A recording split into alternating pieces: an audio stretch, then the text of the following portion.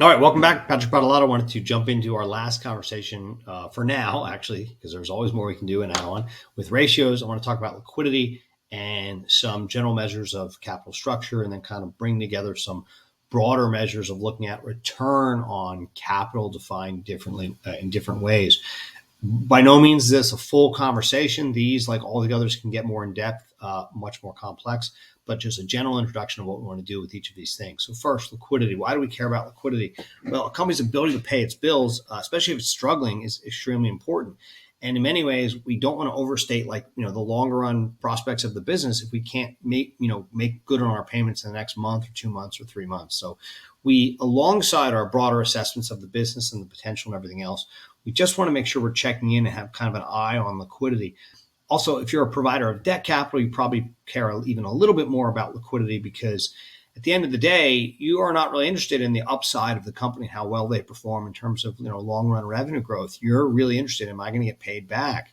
And we'll show that in a second with the interest coverage ratios. But let's get into this conversation. Is there one way to measure liquidity? No. What are we really using here? I would argue it's a combination of all three financial statements.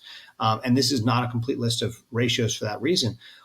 Net working capital, that would be our assets minus our liabilities. And the argument there is assets are things that are cash or might turn to cash, and liabilities, current assets, current liabilities. Current liabilities are the things that we're going to have to pay in cash, like within a year.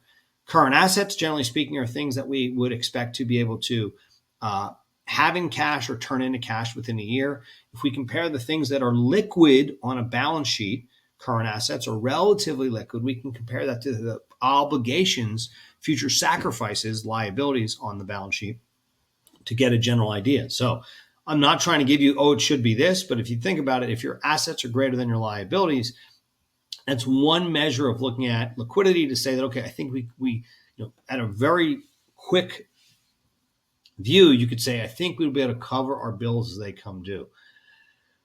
Current ratio is really that same thing, except we're going to change it to make it a fraction where we have assets in the numerator and the current operating assets on the numerator and current liabilities on the denominator. And that's just looking at them in proportion to each other. So really the same idea as net working capital. Generally speaking, net working capital, we're talking about the dollar amount, right? The difference in the dollar amount. And current ratio, we're usually looking at a proportion, the assets divided by our liabilities. Quick ratio, very similar idea with one exception. We remove from that inventory, but really, actually, I want to be clear, any other.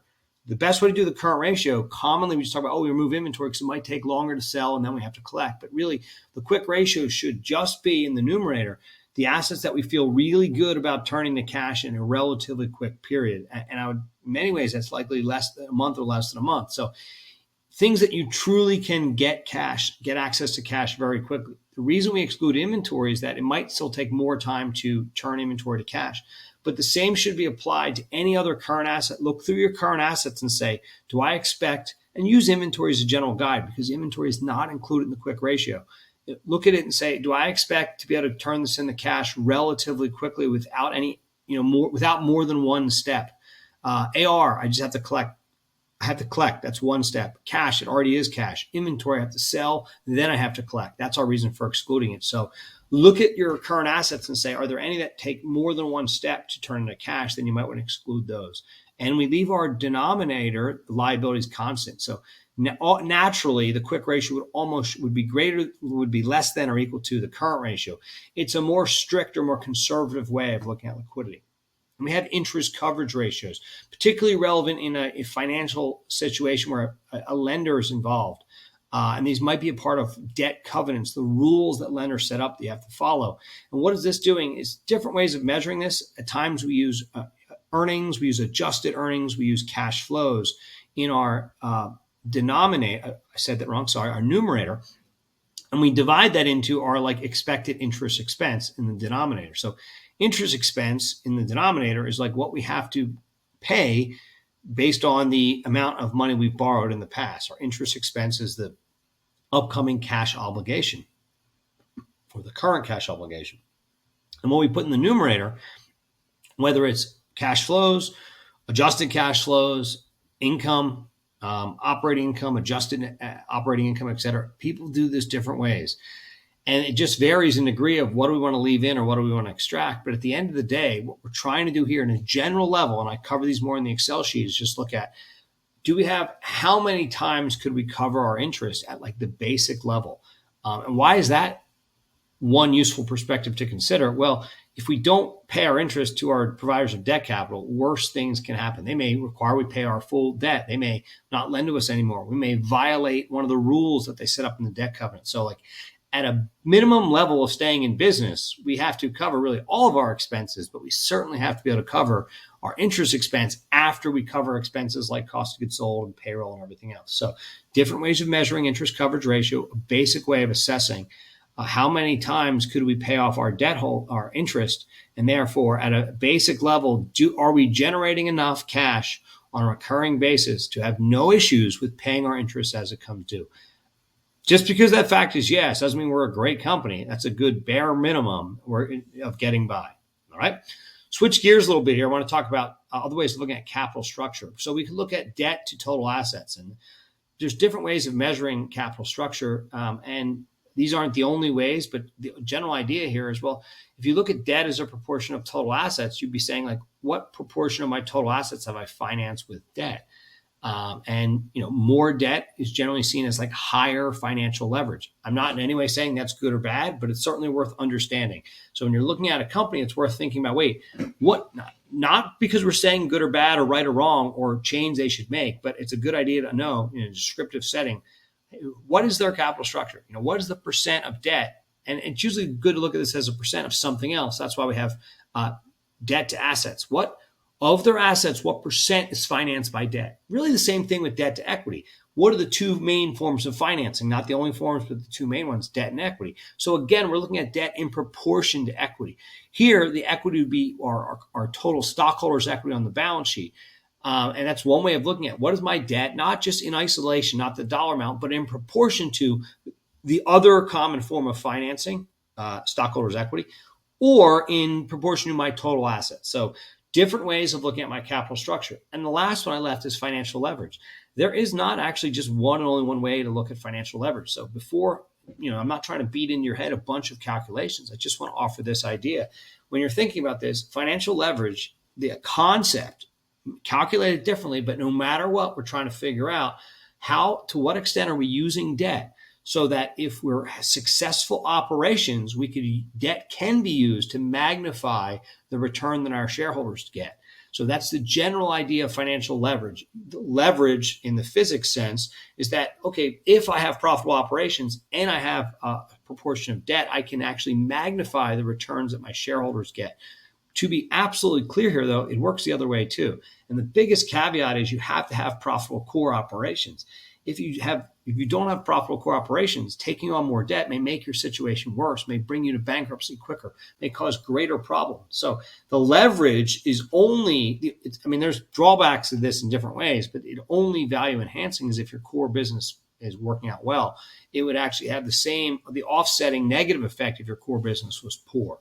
So again, different ways of assessing capital structure. One of the things we want to think about is, are we using financial leverage? Generally speaking, we talk about that as the choice to use debt to enhance profitable operations, with the huge caveat that the operations have to be profitable from the perspective of our shareholders. Which brings me to my last set. I'm going to wrap all this up.